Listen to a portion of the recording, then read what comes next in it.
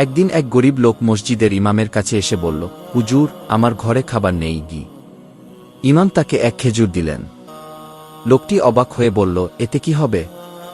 ইমাম বললেন, এই খেজুরটি সাদকাহ নিয়তের সাথে খাও।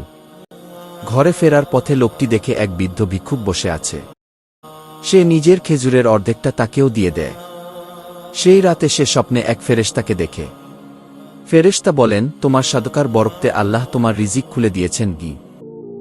পরদিন হঠাৎ করে এক পরিচিত ব্যক্তি তাকে কাজের প্রস্তাব দেয়। সে কাজ পেয়ে ধীরে ধীরে সচ্ছল হয়ে ওঠে। লোকটি বুঝতে পারে সামান্য সাদকাও আল্লাহর কাছে অনেক কিছু।